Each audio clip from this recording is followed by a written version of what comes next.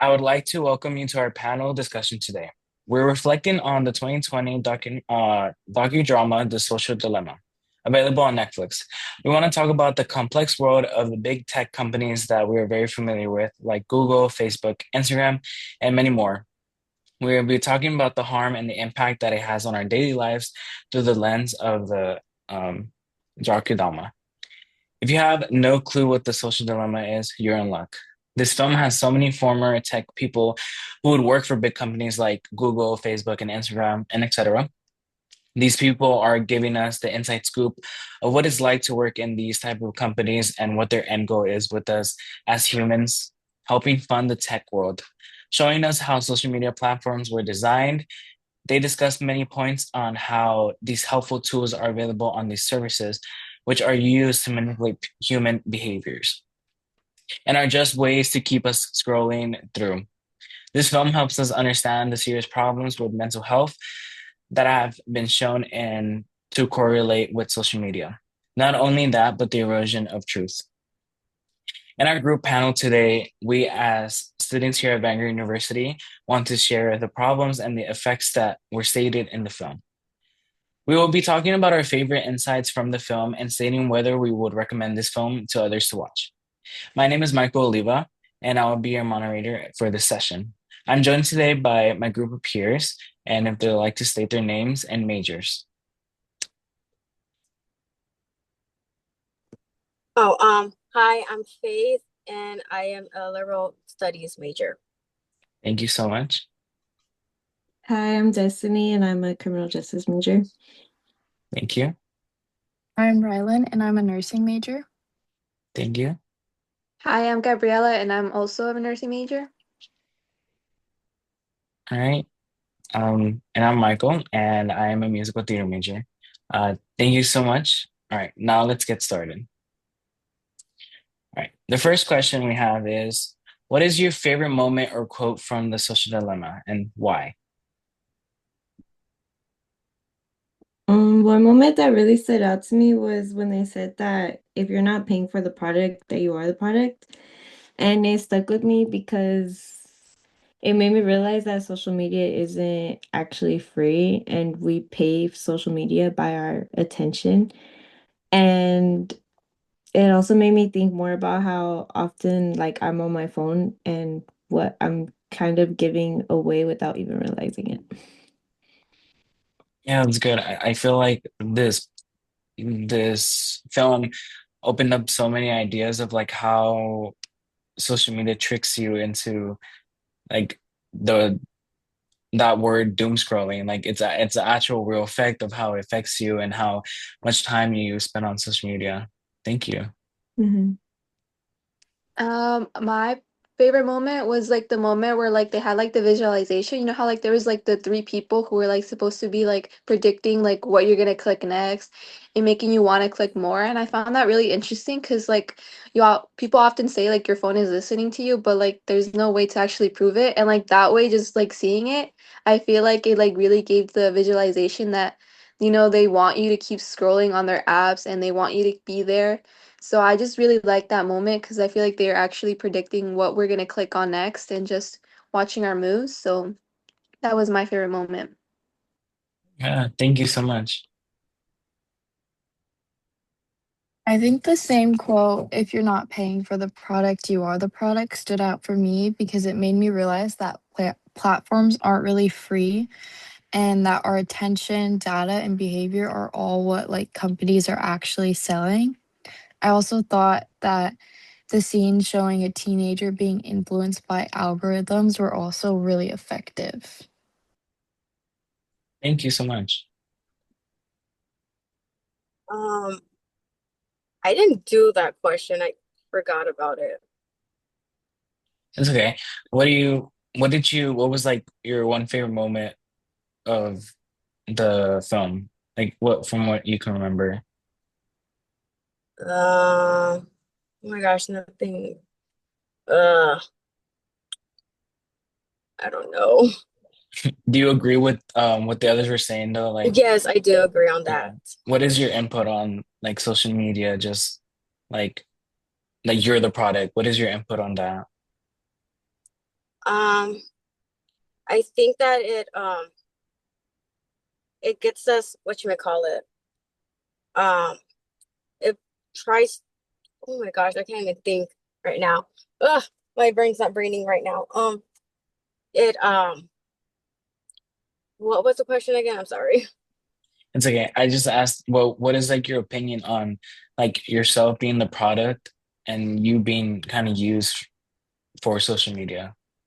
Oh yeah, I feel like they try to get us addicted to it a lot, and they have all these um like ads showing like kids and like celebrities and all that above on like what like apps they're using and the new updates and even like paying for things like on like Instagram they have like to be verified, and yeah, we'll see it just that. And I think it's mostly with the ads and yeah.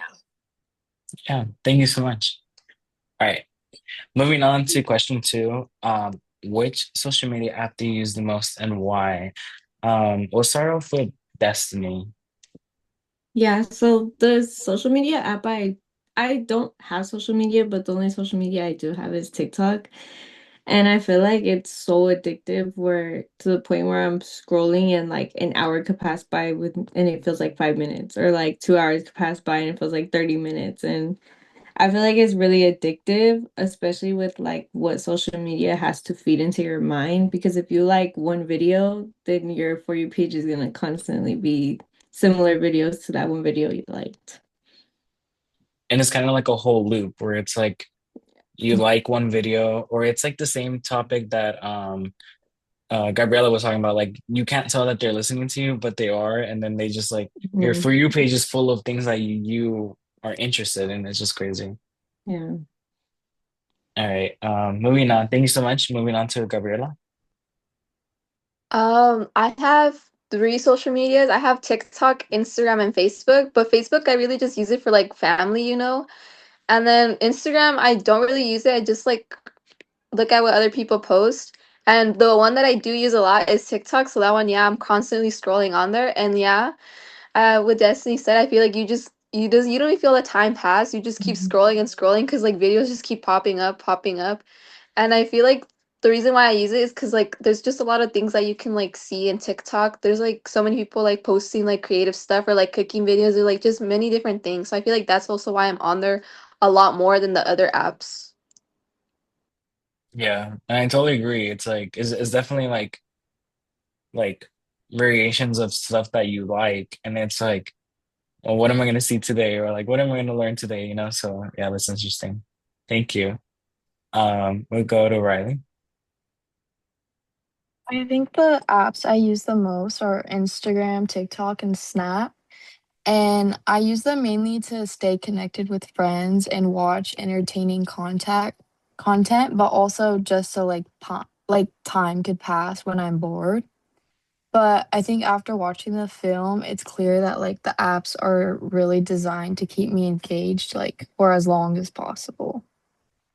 I know you can say that you want to be there for an hour, and then it's like you're there for like five, and you're like, how is it 12 p.m. already, and I haven't done anything yet? So I feel like that film made you rethink a lot of stuff. Thank you. Faith. I mainly use Instagram and YouTube, and I usually use it to like stay connected with my friends and family. But I've also noticed that I can stay on the app for like more than 6 hours. And I think it's also because of like the brain rot and just seeing funny videos and yeah. Yeah, well, thank you so much. All right, moving on to question three. On an average day, how much time do you spend on social media, and does it feel like it's too much or too little or just right? Let's start with Destiny. I would say I probably spend about like a good few hours, like throughout the whole day total, probably like 4 to 5 hours. because I feel like I'll like scroll during class or I'll scroll after class or like if I'm just eating, like I'll scroll. And that's not really healthy, but yeah, I'd say about like 4 to 5 hours throughout the day. Yeah. Thank you so much. Gabriela?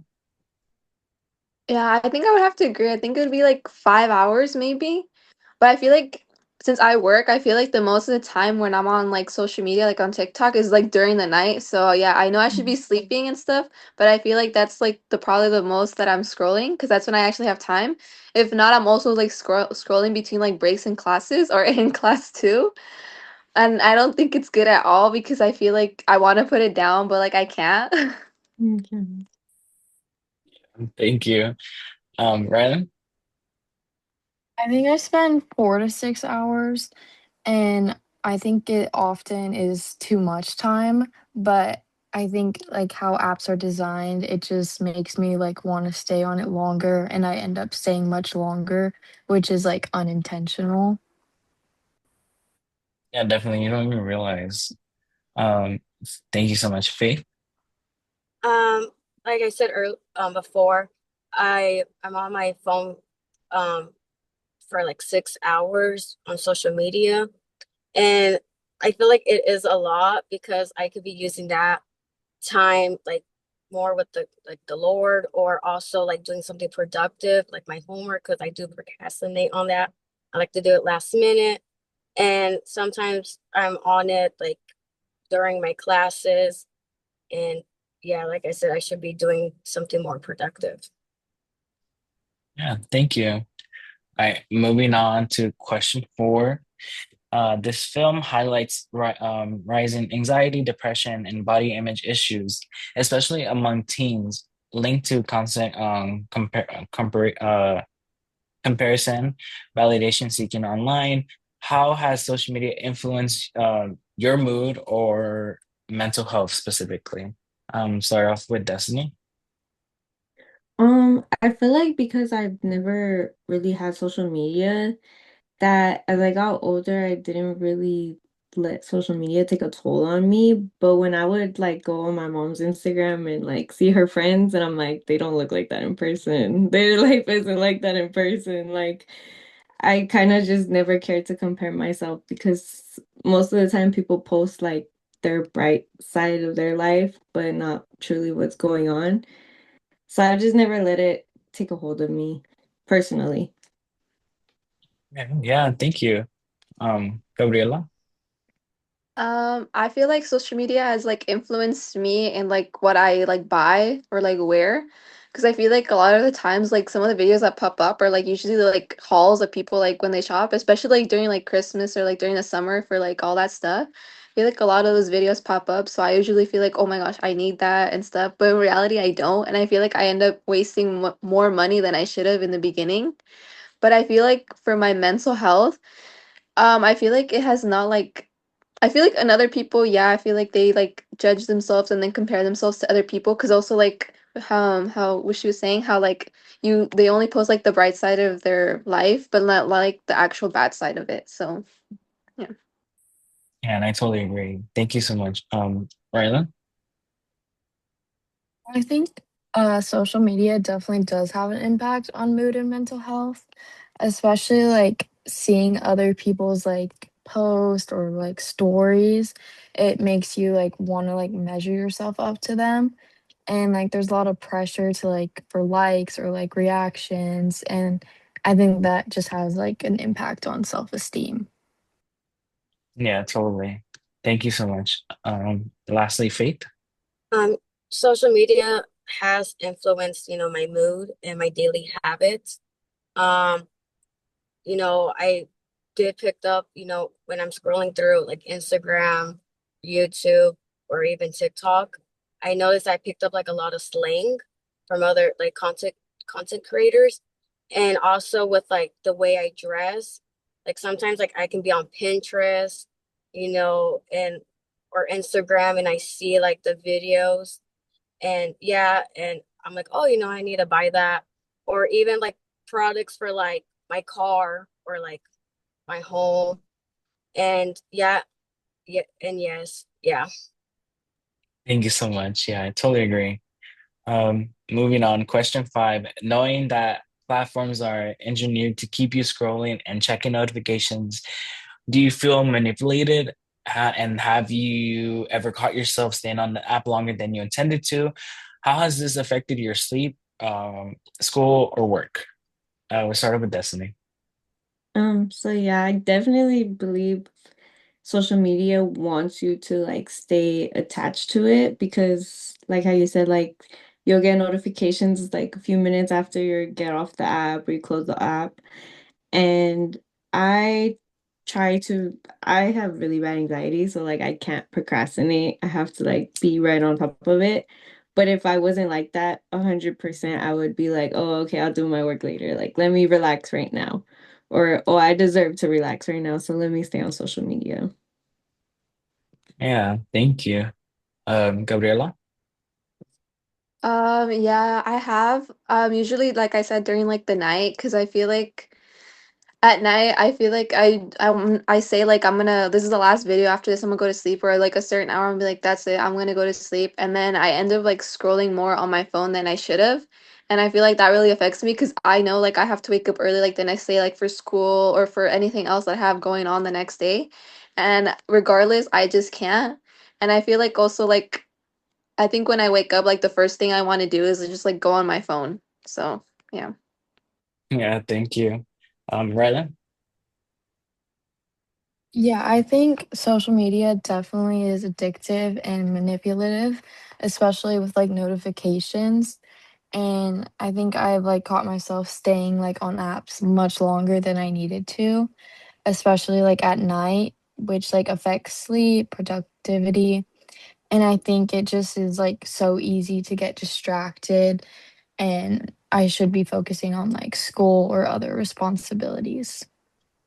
Yeah, thank you so much. And lastly, Faith. Yes, I have caught myself staying on like the social media apps way too long. Like it could be like 4, 5 o'clock in the morning, knowing that like, knowing that I have school the next morning, like school and yeah, and like I said before, like instead of scrolling on my phone, I could be doing my schoolwork or cleaning around the house, doing something productive, but I don't. I just rather go on my phone than do those and push that, those stuff to the side. And yeah, like, like the other speaker said before, like social media does want you to be on, on your on the so on the apps because they want their money for that and yeah and oh gosh and yes um oh my gosh I got a brain fart anyways um but yes social media is um it's very addicting yes yeah. Thank you so much. And for the last question I would be asking guys, would you recommend the social dilemma to others? Why we're not? Starting off with Destiny. I personally would recommend The Social Dilemma for people our age group and maybe even older, like 25. Well, that's not older, but you know what I mean. To watch it because it definitely will change your mindset on certain things and it definitely will give you a sense of like growth on especially when it comes to social media and trying not to be too harshly influenced in ways that can be harmful. Thank you. Gabriela?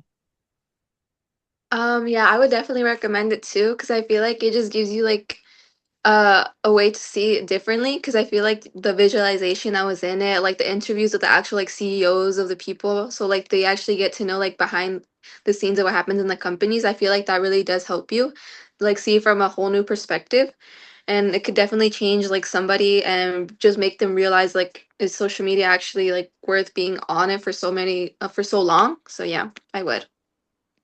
Thank you. Rylan? I would also recommend it. I think it's really eye-opening and makes people just more aware of social media and like behind the scenes of what it actually like is. Even though like some parts are like probably like extreme, I still think it's an important message for like teens especially. Yeah, thank you. And lastly, Faith. Yes, I would recommend the film to others because it shows how social media is designed to keep you hooked, and it can help you understand how these apps can affect your mental health. And I believe this documentary is helpful to others who want to be more aware of the online behavior. Yeah, thank you so much. Well, as we wrap up this discussion today, we understand how it could be a bit overwhelming on this topic present on the film. However, we want to wrap up this discussion with a note of hope. While these documents expose the tech world and how they make money off of us as humans, this should empower us to be the best tool, to use the best tool that we have, awareness. The story of the social media does not have to be a story of manipulation. It could be a story of renewed power. Many people in our generations are speaking out about this problem and are proclaiming to tech companies to design responsibly and pushing for the human to human connection over the online interactions. By having these interactions and conversations, we can address many of these problems and being aware. We have to be the masters of our products and not the other way around. I want to give a huge thank you to our panelists today. Thank you for your honesty and sharing about how these issues affect yourselves. Thank you to our audience for tuning in and giving us all your attention. We hope this panel gives you a food for thought, and maybe you'll think about this the next time you doom scroll on TikTok. Please check out The Social Dilemma on Netflix to see the whole story and to add your own input. My name is Michael Oliva, and this concludes our panel discussion. Have a great day. Thank you.